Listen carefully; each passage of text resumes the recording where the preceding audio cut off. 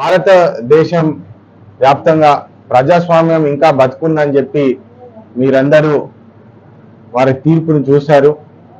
ప్రత్యేకంగా మన పెద్దపల్లి ప్రాంతంలో ప్రజలందరికీ, మన కార్యకర్తలందరికీ నా హృదయపూర్వక నమస్కారాలు, నా ధన్యవాదాలు. ఎందుకంటే గత 10 సంవత్సరాలు బీఆర్ఎస్ పార్టీ, టీఆర్ఎస్ పార్టీ నాయకులు ఎన్ని కుట్రలు చేసినా, ఎన్ని హింసలు పెట్టినా కాంగ్రెస్ పార్టీ జెండాని గట్టిగా పట్టుకొని నిల్చున్నందుకే ఈరోజు కాంగ్రెస్ ప్రభుత్వం ఏర్పడింది. అదేవిధంగా పెద్దపల్లి పార్లమెంట్ ప్రజలందరూ ఈరోజు నాకు ఆశీర్వాదం ఇచ్చి నాకు ఈ పెద్ద బాధ్యత ఇచ్చారు. దానికి నా ధన్యవాదాలు ప్రజలందరికీ. ఖచ్చితంగా ఏదైతే గత 10 సంవత్సరాలు అన్యాయానికి గురైనారో దాని మీద కఠిన చర్యలు తీసుకొని ప్రజలందరికీ న్యాయం చేసేలాగా నేను ఇకపై పనిచేస్తానని చెప్పి కాంగ్రెస్ పార్టీ మన పెద్దపల్లి ప్రాంతానికి మంచి నిధులు, ఇక్కడ ఉద్యోగాలు వచ్చేటట్టు పనిచేస్తానని చెప్పి మళ్ళొకసారి మీ అందరికీ తెలియజేస్తూ మన కాంగ్రెస్ పార్టీ కార్యకర్తలందరికీ శిరస్సు వంచి నమస్కరిస్తున్నాను. ఎందుకంటే కష్టాల్లో ఉన్నప్పుడు కూడా మన కాంగ్రెస్ పార్టీ కార్యకర్తలందరూ ఏకమత్యమై ఈరోజు బ్రహ్మాండమైన మెజారిటీ తీసుకొచ్చినారు. ప్రజలందరికీ పెద్ద ఎత్తున కాకా గారిని గుర్తు చేసుకొని, కాకా వెంకటస్వామి గారిని గుర్తు చేసుకొని, వివేక్ గారిని గుర్తు చేసుకొని గత 10 సంవత్సరాలు అధికారంలో లేనప్పటికీ కూడా ప్రజలందరూ గమనించినారు.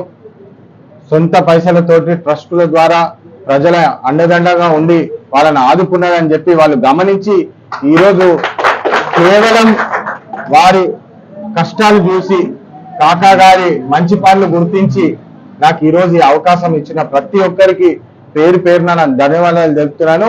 ఖచ్చితంగా రాబోయే కాలంలో అభివృద్ధి బాటలో నడిచి ఖచ్చితంగా మన పెద్దపల్లి ప్రాంతానికి ప్రత్యేకంగా ఇక్కడ ఇండస్ట్రీస్ వచ్చేలాగా పనిచేసి మన యువతకు, చాలా మంది చెప్పినారు బీజేపీ వస్తుంది, యువత అంతా బీజేపీ వైపు పోయినారని.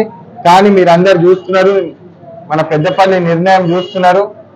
యువత అందరూ కలిసి ఏకమత్యమయ్యి ఈరోజు మంచి పెద్ద ఎత్తున మనకు ఆశీర్వాదం ఇవ్వడం జరిగింది. పెద్దలందరికీ నా ధన్యవాదాలు.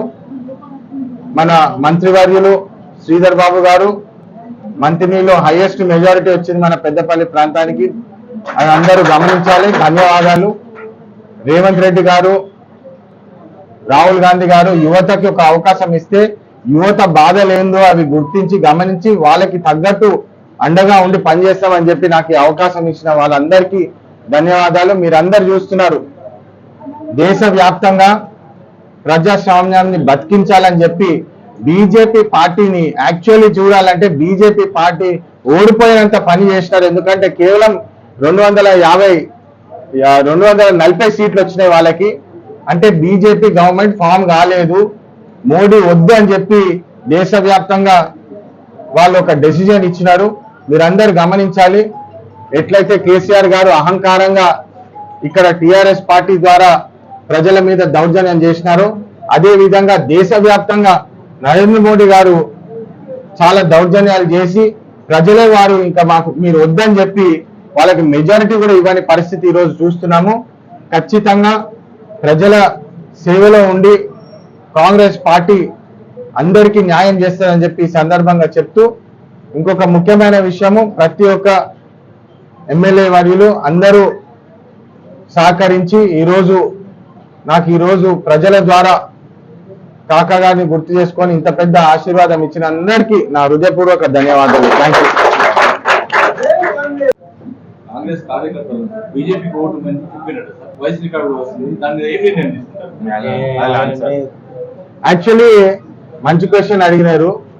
ఇది ఏదైతే టిఆర్ఎస్ పార్టీ తప్పుడు ప్రచారాలలో ఉన్నదో వాళ్ళకి యాక్చువల్లీ ప్రజలు కూడా గమనిస్తున్నారు, మీరందరూ కూడా చూస్తున్నారు. నేను పోలింగ్ స్టేషన్ లో తిరుగుతున్నప్పుడు కూడా బీజేపీ పార్టీ, బీఆర్ఎస్ పార్టీ కార్యకర్తలు ఎవరు కూడా డిఫరెన్స్ లేదు, అందరూ కలిసిపోయి వాళ్ళ లెక్కలు వేసుకుంటున్నారు. మన కాంగ్రెస్ పార్టీ వాళ్ళందరూ ఒక తరపు ఉన్నారు, బీజేపీ పార్టీ, బీఆర్ఎస్ పార్టీ మనకు ఎంత వచ్చిందని చెప్పి రాసుకుంటున్నారు.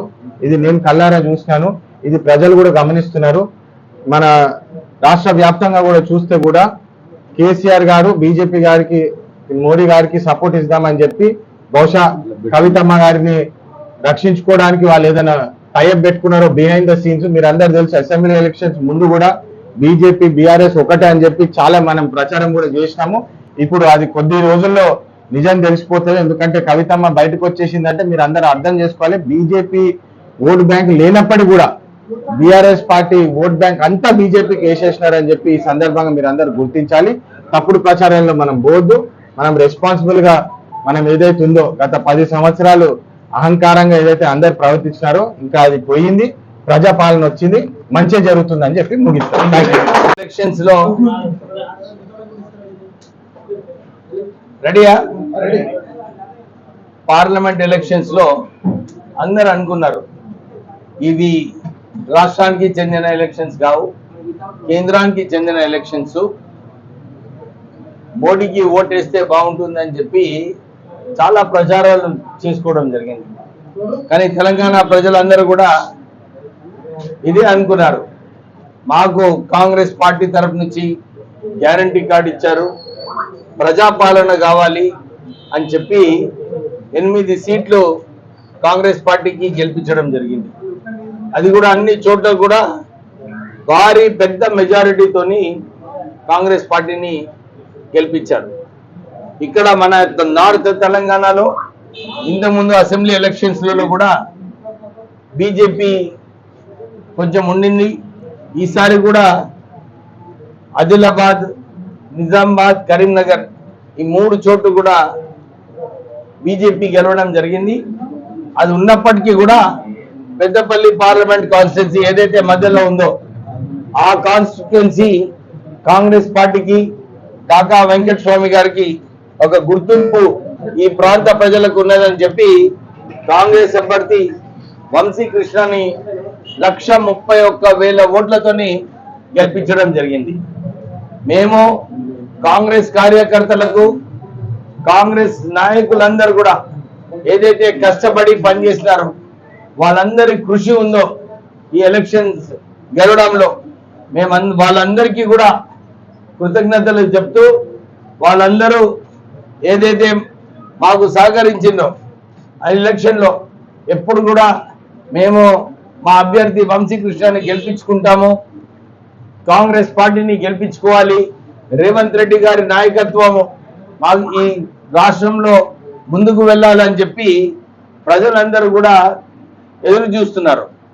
కేంద్రంలో కూడా మనం అందరం చూసినాము, మోడీ సర్కారు 400 సీట్లు అని చెప్పి ప్రచారం చేసుకున్నప్పటికీ కూడా భారతీయ ప్రజలు వాళ్ళందరూ ఒక సరైన నిర్ణయం, ఇది సరిగా కాదు, ఈ దేశంలో అప్పులు ఎక్కువైపోయినాయి.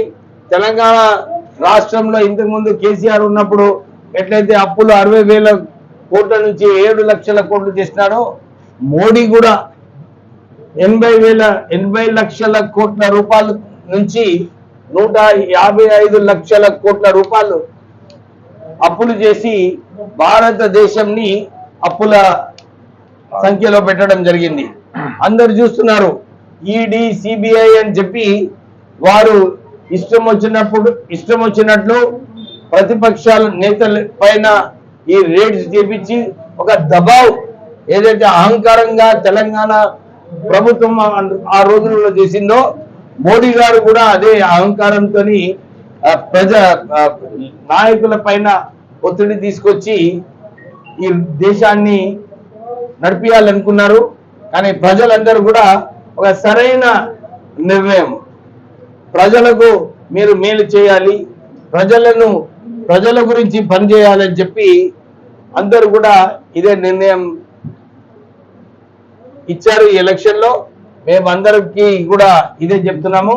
కాంగ్రెస్ ప్రభుత్వము, రేవంత్ రెడ్డి గారు కట్టుబడి ఉన్నారు.